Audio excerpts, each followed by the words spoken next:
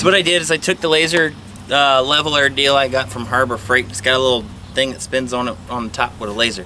Turn it up fast enough, it doesn't look like it spins. It just looks like a solid red line. I can't show you now because it's too daggone bright. That laser is just not nowhere near powerful enough. So I did it in the wee hours of the evening. It's starting to get dark pretty good. So I was out here in the dark putting Sharpie marks on all the poles. So and since I put it in the center, I had to transfer the lines to the outside. And so now what I'm doing on this thing, I'm getting sap on my hands from handling this rough cut lumber. And I actually had this stuff legitimately made to the size I wanted. And it's 1.5 inches thick, like a normal board. But a normal board with 1.5 inches, 2x6 from Lowe's, Home Depot, 84 Lumber, wherever, would be 1.5 inches by 5.5.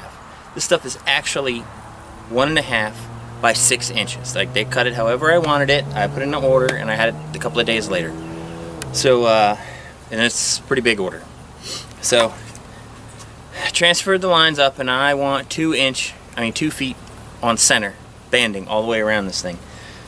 So I still plan to band the fronts, but I got to get some 4x4s from Lowe's because they sell pressure treated stuff. So now I've made these. I only needed 2.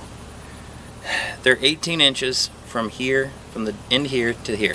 So now that I have the first band up, I just put this on here.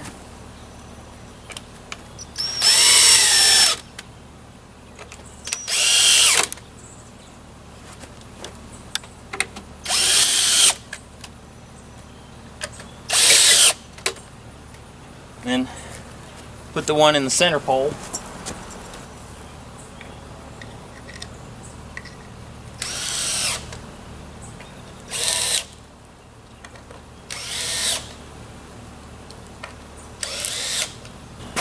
The reason for these is now, being by myself, I'm handling 16-foot, 6-inch wide, 1.5 inch thick boards.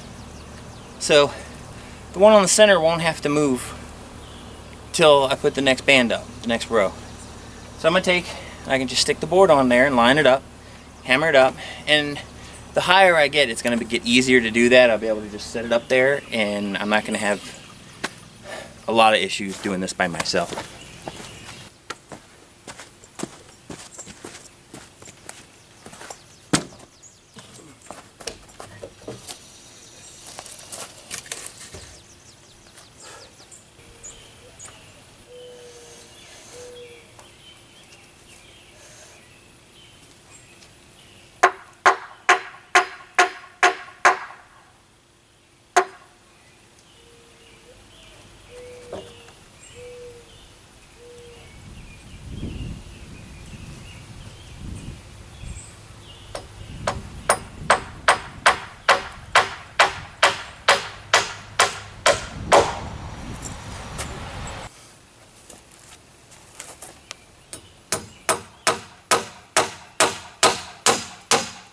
All I do is remove my jig here.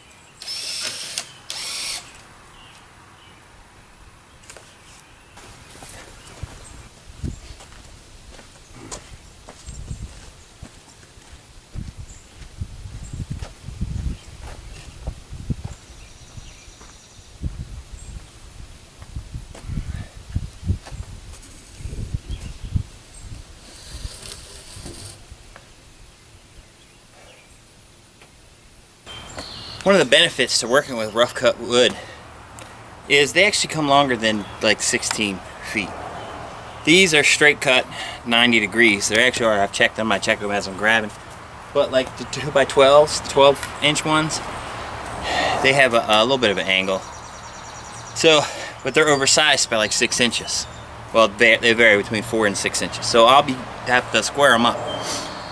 But I'm gonna square them up as best as possible. Like with these, I undersized this garage by 6 inches. So between that and the extra on here, reason being I undersized it was I want is when I run this next board like this in here, it will butt right up against this and I can screw it. So that way not only screw it, nail it, whatever. Not only will I get the hold to the pole, but I'll actually get it here as well. So that's the reasoning behind that. I'm putting up banding. I don't know what it is, but usually this time of year, it's into July-ish.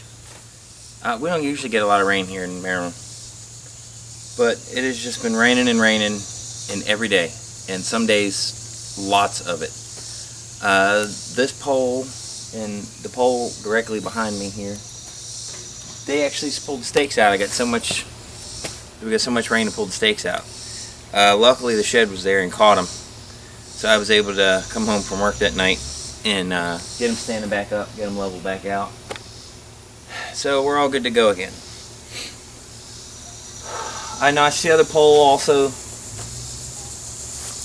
So I have 2 poles notched and topped out of 9. So I got the first 2x12 cut, or 1.5 by 12 because it's rough cut, so they cut it literally whatever I asked for. So it's 1.5 inches by actual 12 inches.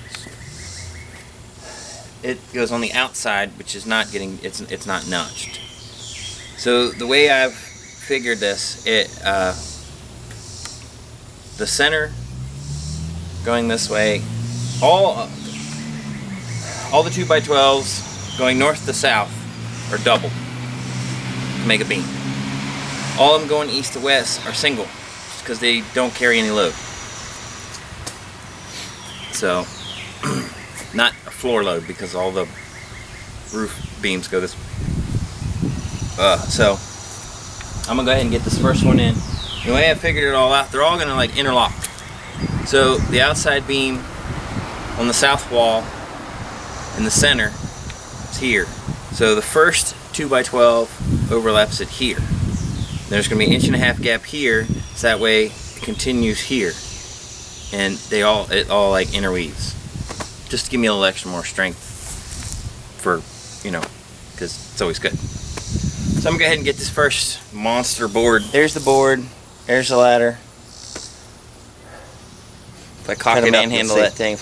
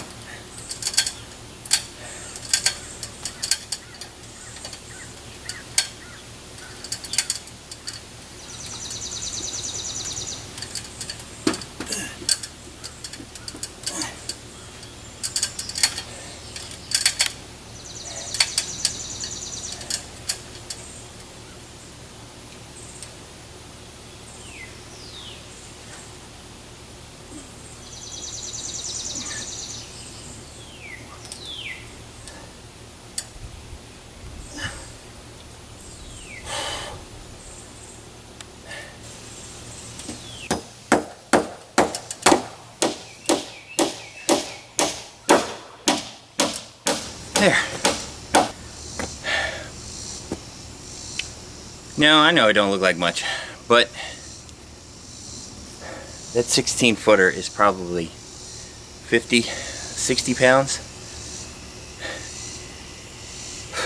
It's because it's green lumber. It's still wet. I mean, it hasn't dried out. Like, it's not kiln drying like, you know, stuff you buy at the hardware store. But like I said, I saved almost $2,000 just on this first load of lumber alone. And that right there will buy 2 of my doors. So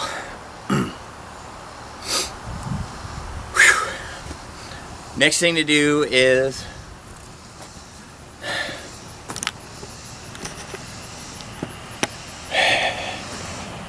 I gotta go up and notch that pole. I'll top it and notch it.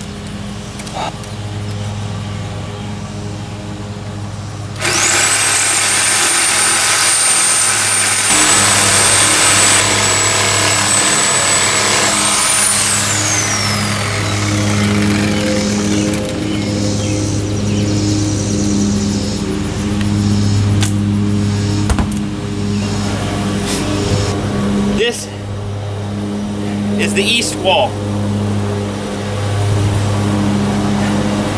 This being the wall that the floor trusses mount to. 2x6s get double banded here. So I got the scrap piece cut off from another 2x6.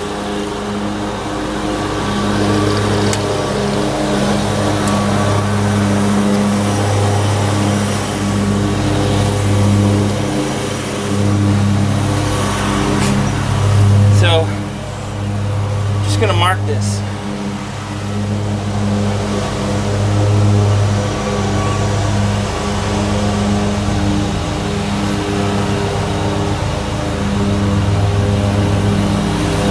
Hey.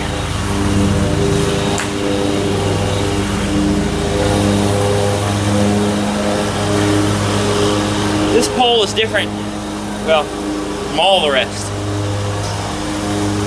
The others are just standard telephone poles. There's a batch which I think were done by like the railroad tracks. Railroad companies did these telephone poles. So since I have a, you know, right much railroad track around my job, my company was nice enough to give me one of these. They actually gave me those 3 as well. The rest I got from a buddy of mine who I think got them from the power company. So as a takedown. So they replace it and then.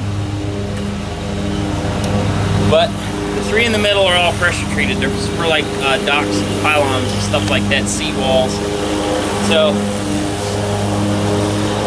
these here are done in the sense for the like railroad ties.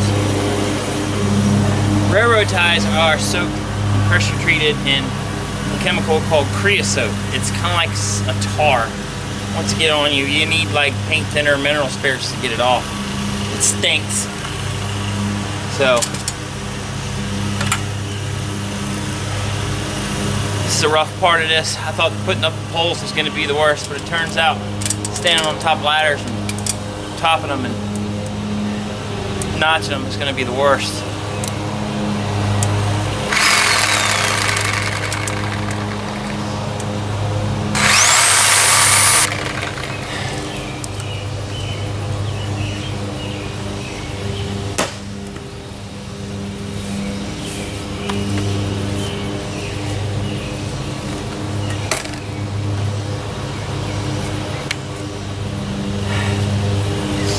Now, first 2x6 will sit in this notch. The second one will come out to match flush with all the banding. With the middle pole notch, that means I can go ahead and put the header up on, it'd be the southeast corner. The whole southeast corner will be done. So, then all I have to do is top this first pole and notch it. But And then I'd like to really get to the other two is in the middle as well, because that'll help tie them into each other.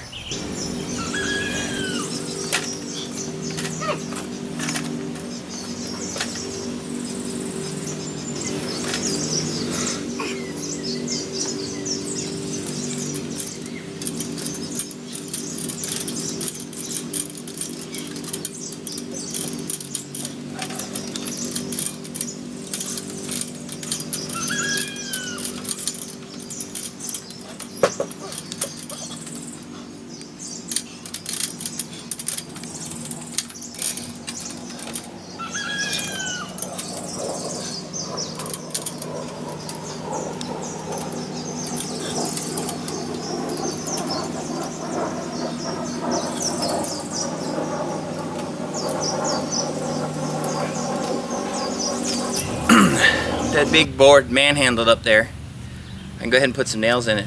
I'm going to start from the center one and put it in the center of that pole. And whatever I get on the overhang is just whatever. I can cut that later with a circular saw and take the sawzall up.